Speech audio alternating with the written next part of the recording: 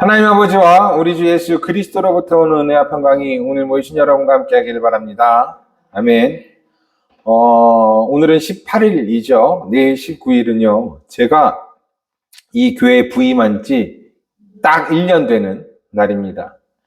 시간이 참 빠른 것 같습니다. 1년 동안 우리 교회를 지켜주신 하나님께 감사를 드립니다. 그리고 여러모로 부족한 목사와 더불어 이 교회를 섬겨주신 여러분께 감사를 드립니다. 개척과 다름없는 교회를 섬겨주시고 별 볼 일 없는 목사를 섬겨주셨으니까 하늘의 상급이 클 줄로 믿습니다. 그러니까 앞으로 계속 하시던 대로 계속해서 쭉 잘 섬겨주시기를 바랍니다. 어르신들은 딱 그냥 100세까지만 사세요. 100세까지 건강하게 사시고 우리 젊은이들은 그냥 행복하시고 월급도 많이 오르시기를 축복합니다. 여러분들도 아시다시피 저는요 일본에서 진짜 오래 목회를 했어요. 참 많은 일들이 있었습니다. 지금 생각해보면 다 좋은 경험이고 추억이지만 이 모든 생활이 기쁘고 행복하지만은 않았습니다. 일본에서 제가 가장 힘들었던 게 뭐였냐면 언어였어요. 언어 공부는 마치 화수분과 같았습니다. 해도 끝이 없었어요. 알만 하면 모르는 게 나오고 공부를 하면 할수록 모르는 것 투성이었습니다. 그래서 선교 초반에는 그냥 한국에 돌아오고 싶었어요. 말도 안 통하고 공부를 해도 모르니까 그냥 다 포기하고 한국 가고 싶었습니다. 게다가 저는 목회 대상이 일본 사람들이었어요. 일본에 있는 한국 사람을 대상으로 목회를 했다면 그냥 설교도 한국말로 하고 다 그럴 거 아니에요? 일상생활에 필요한 정도만 이렇게 공부하면 됐을 텐데 일본어로 설교도 해야지, 성경 공부도 해야지, 상담도 해야지, 회의도 해야지, 신방도 가야지, 교회 행사도 진행해야지. 정말 저 죽는 줄 알았습니다. 해야 할 일은 많은데 일 하나하나가 쉬운 것이 아무것도 없었어요. 그리고 웃긴 거는요. 제가 가장 무서워하던 것이 있었어요. 그게 교회로 전화 오는 거였어요. 그러니까 교회에 전화 오면 기쁨으로 받아야 되잖아요. 누구야? 누가 우리 이번 주에 오려고 하나? 기쁨으로 받아야 되는데 전화벨이 딱 울리면요 무섭습니다. 그러니까 사람들하고 만나서 대화하면 모르는 말이 들려도 그냥 표정이나 상황으로 대충 어림짐작으로 캐치하잖아요. 그런데 전화는 상대가 보이지 않으니까 알 수가 없어요.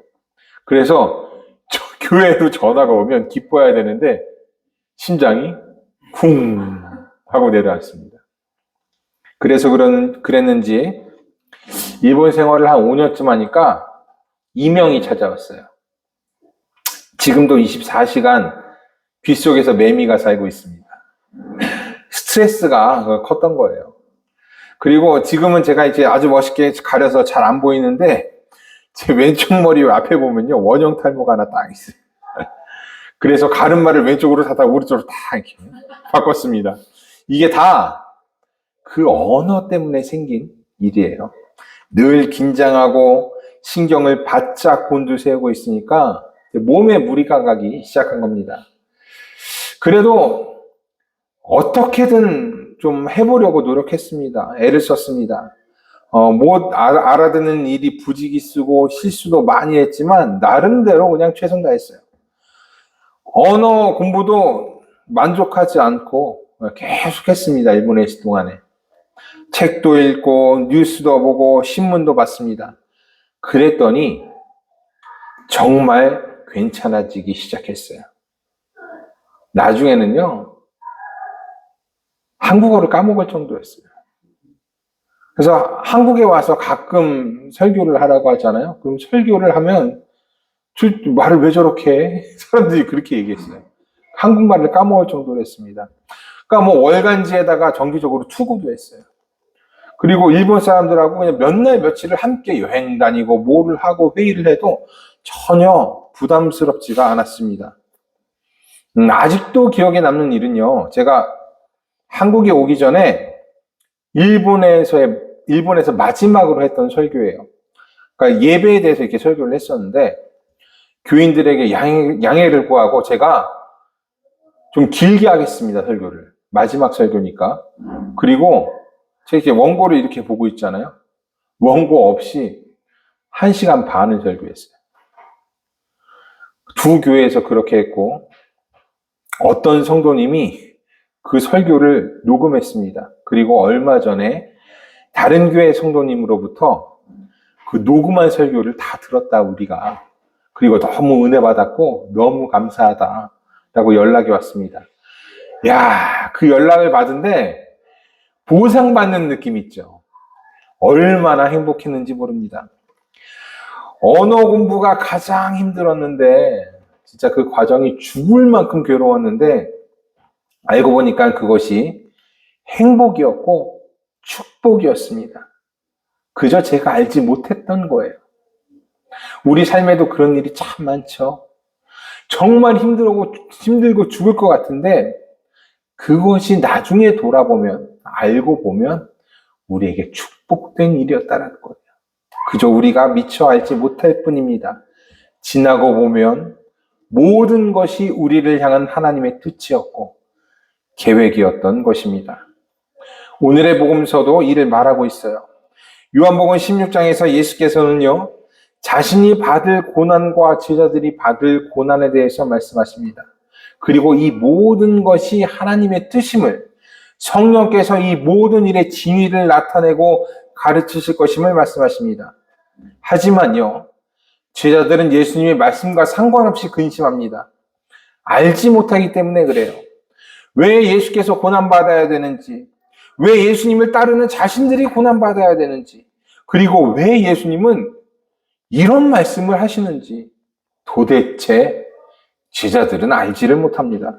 그래서 근심하고 고난을 위해 자신을 떠나겠다는 예수님의 말씀에 요동치기 시작해요. 하지만 예수님은 어떻게 말씀하세요? 확고하게 말씀하세요. 모든 것을 아시기 때문이에요. 자신을 향한 하나님의 뜻과 그 뜻이 어떤 결과를 초래하는지, 가지고 오는지 잘 알고 계십니다. 그래서 예수님은 근심하는 제자들에게 지금은 너희가 감당하지 못하지만 성령이 오시면 모든 것을 깨닫게 될 것이다 라고 말씀하십니다. 오늘의 복음서 12절, 13절에 있는 말씀이에요. 내가 아직도 너희에게 이를 것이 많으나 지금은 너희가 감당하지 못하리라. 그러나 진리의 성령이 오시면 그거 너희를 모든 진리 가운데로 인도하시리니 그가 스스로 말하지 않고 오직 들은 것을 말하며 장래 일을 너희에게 알리시리라. 성령은 예수님의 십자가를 나타낼 것이었습니다. 당시 십자가가 어떤 것이었어요? 지금 우리 십자가는 굉장히 귀하고 은혜로운 거고 우리에게 행복이고 하나님의 뜻이죠. 근데 그때 십자가는 어떤 것이었어요? 고난과 형벌의 상징이었어요. 육체의 고통과 죽음을 나타내는 것이었습니다. 그리고 예수께서는요, 하나님의 뜻에 따라 그 십자가를 질 것이에요. 제자들의 소원대로, 유대인들의 바람대로 예수님은 부패한 정치가들과 로마와 싸우지 않을 것이에요. 그러니까 예루살렘 정복하고 예루살렘을 전투의 성지로 삼아서 로마를 쓰러뜨리지 않을 것입니다. 오히려 고난과 죽음의 상징인 십자가에 달리셔서 그냥 죽으실 거예요. 이것이 제자들을 포함한 유대인들의 눈에는 실패로 보였습니다. 좌절이었고 절망이었어요. 그러나 이 십자가 예수님이 달렸을 때 하나님의 뜻에 따라 죽으시고 부활하셨을 때 모든 것이 변했습니다. 십자가는 더 이상 고난과 형벌과 죽음의 상징이 아니었습니다.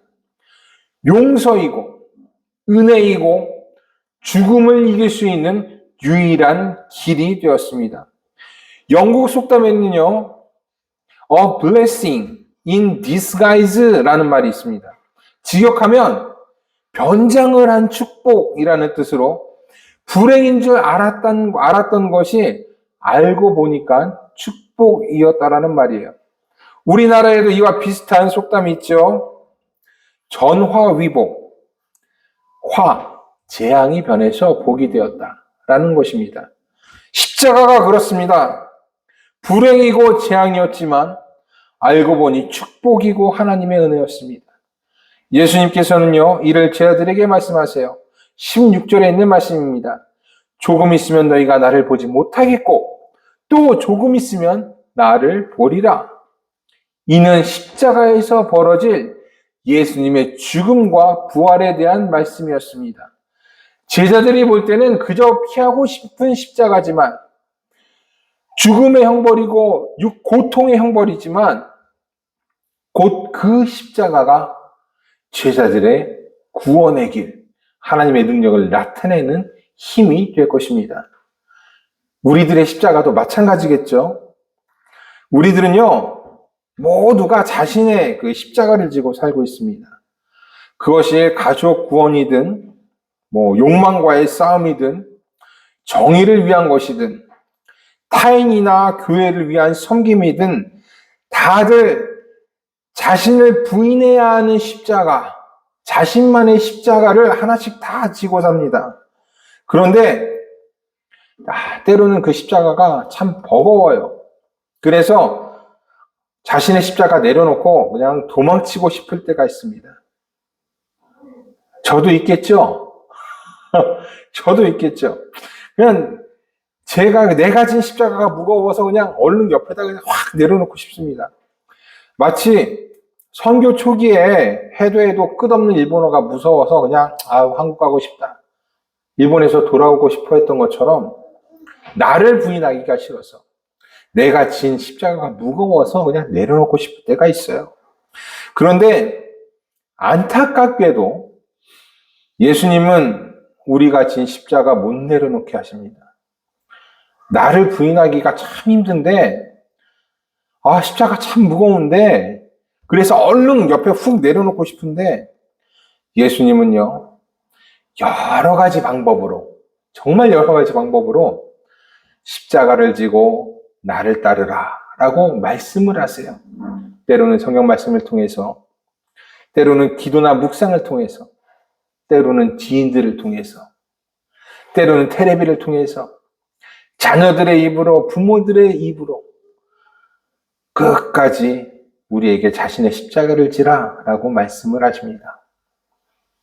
왜냐하면 내 십자가에서 부활의 희망의 꽃이 피기 때문에 그래요.